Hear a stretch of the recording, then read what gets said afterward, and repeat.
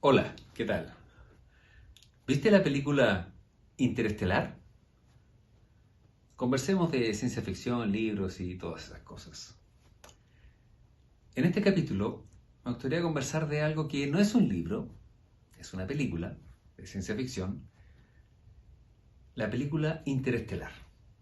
Quizás muchos de ustedes la vieron, quizás algunos de ustedes no, pero ahora me gustaría que hiciéramos una revisión de algunas particularidades y cosas muy interesantes que tiene esta película.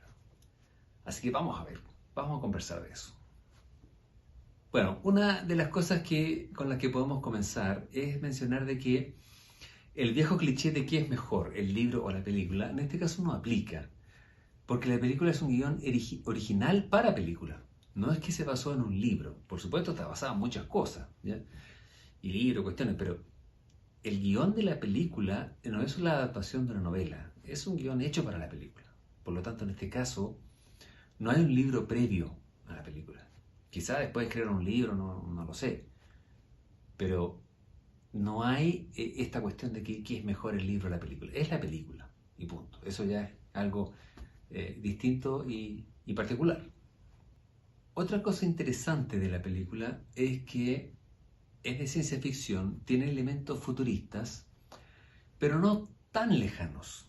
El futuro que aparece, si bien hay algunas tecnologías que hoy día no existen, no parece ser un futuro tan lejano. La vida cotidiana es muy parecida a la actual y la vida se maneja con un nivel de tecnología bastante parecido al actual. La tecnología de los viajes espaciales es una cuestión que incluso está escondida para el común de las personas, es algo secreto. Por lo tanto, una cosa interesante es que es una película que no se sitúa en un futuro inimaginable, en un futuro perdido. No, la mayor cantidad de la trama ocurre en más o menos en un futuro relativamente cercano. Cuando comienza el viaje, una de las cosas interesantes es esta interacción que empieza a haber entre el protagonista y los demás personajes con los robots.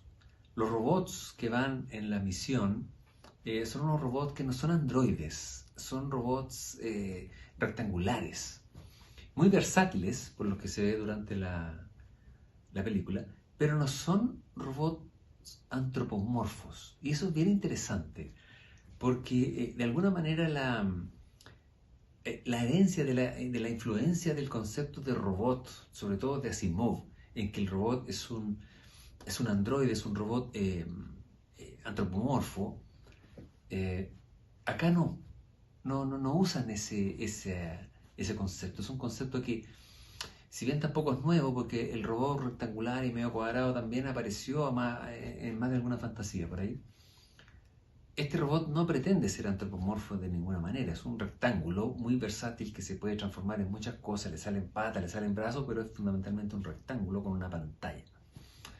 Es una cuestión bien interesante, un concepto de robot no antropomórfico.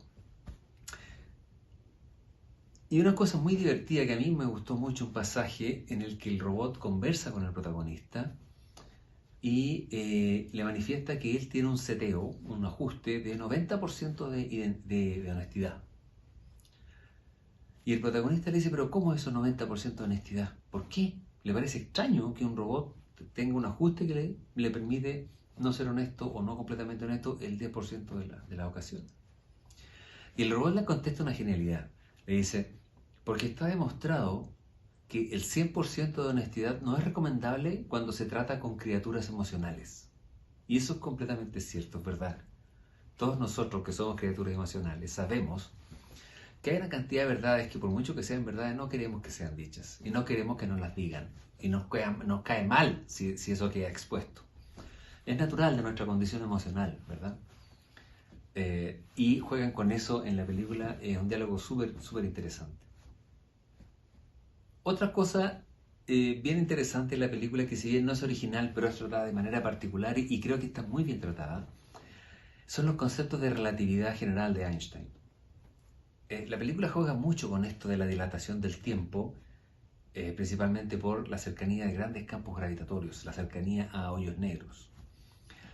Este es un tema complejo y que muchas películas de ciencia ficción que tratan esto de la dilatación temporal lo tratan mal y caen en paradojas que para los aficionados a la ciencia ficción son inaceptables. Y van al pasado y cambian cosas, pero después vuelven al mismo futuro que había antes.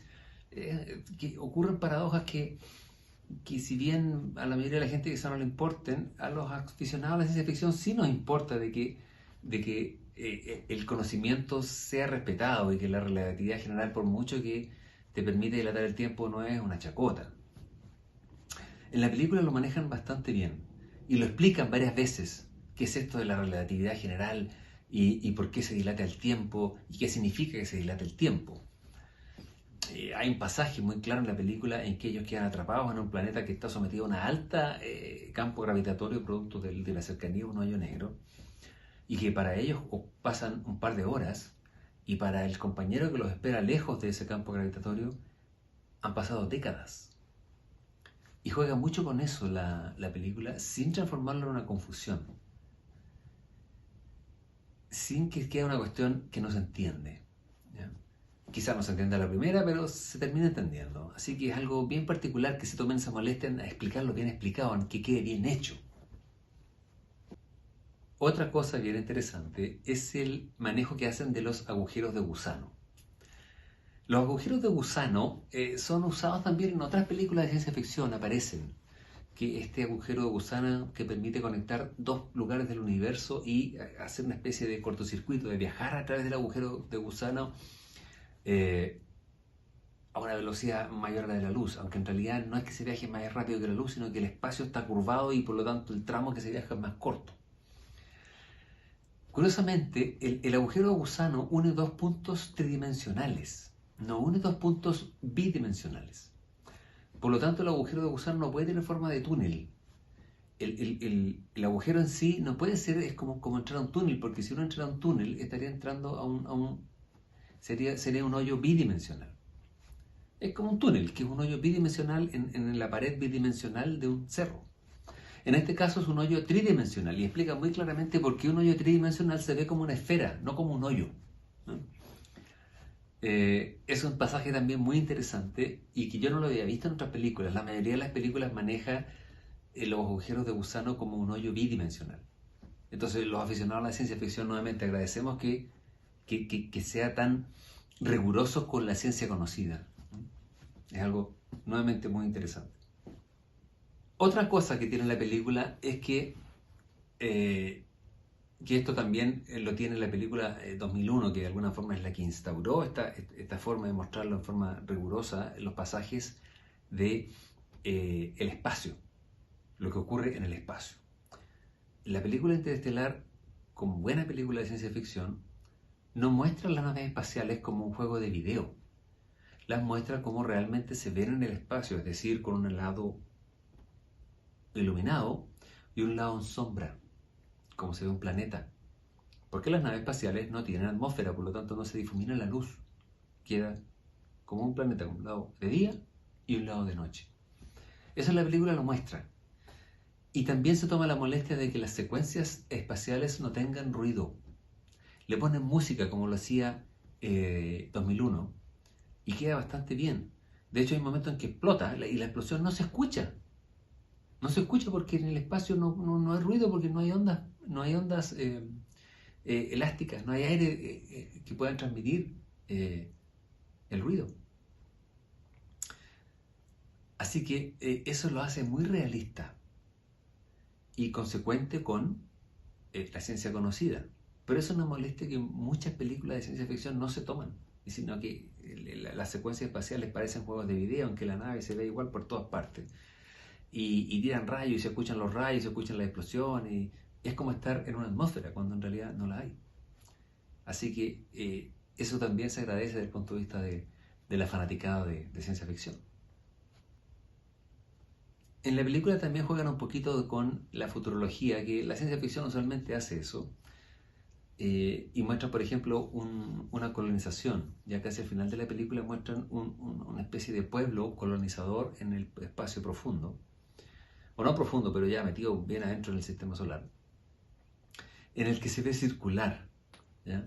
Y esa es una teoría que existe de que se pueden construir espacios, uno puede tomar un asteroide o construir un cilindro, o construir un cilindro o ahuecar un asteroide con forma cilíndrica y construir por dentro un pueblo, una ciudad, que esté construida en la circunferencia interna. Ese cilindro se pone a girar y entonces tenemos gravedad. Y la luz del sol entra por una de las tapas circulares del cilindro. Por lo tanto, podemos tener día y noche, podemos tener luz solar. Ese concepto lo explica mucho en el libro 2312 de Kim Robinett, que el libro como tal, como ciencia ficción, a mí no lo encontré tan entretenido, pero como futurología sí, es bien especulativo y es bien interesante, si buscamos más futurología que ciencia ficción. Ellos juegan también con este concepto y ponen cosas de ese estilo. Otra cosa que también vale la pena mencionar es que la película es súper entretenida. Casi no tiene partes lentas y las partes lentas no cansan, no llegan a sentirse lentas porque en las partes lentas ocurre trama interesante, conversaciones que entregan mucha información y que es necesario para entender la trama de la película. Entonces yo personalmente encontré que no tiene partes lentas, aunque es larga, no es una película en que uno mire la hora.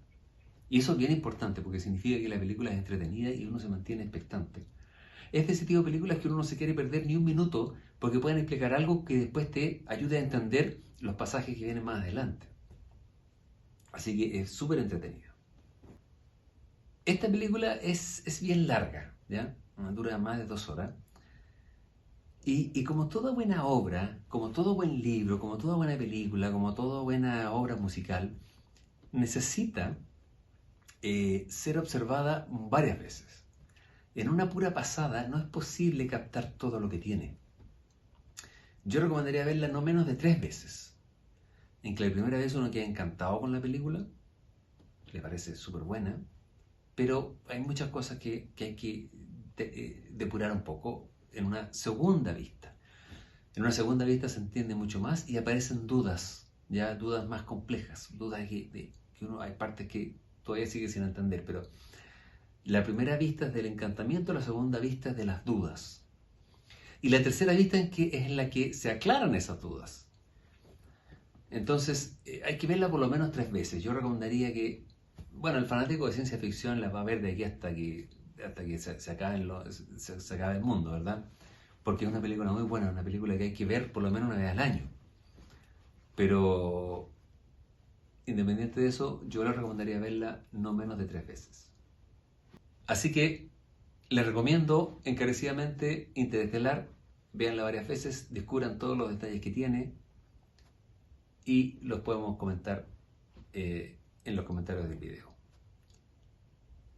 Y sobre ciencia ficción, seguiremos conversando en la próxima oportunidad. Que les vaya muy bien. Chao. ¿Te gusta la ciencia ficción y la fantasía? Te recomiendo mi libro Seguridad Viral. Son 6 cuentos de ciencia ficción y fantasía muy entretenidos. Son 6 historias distintas, 6 relatos, 6 desarrollos, 6 finales, 6 veces más entretención. Les recomiendo mi libro Seguridad Viral. Lo pueden encontrar en Mantico de Ediciones y en Boca Libre. Nos vemos. Chao.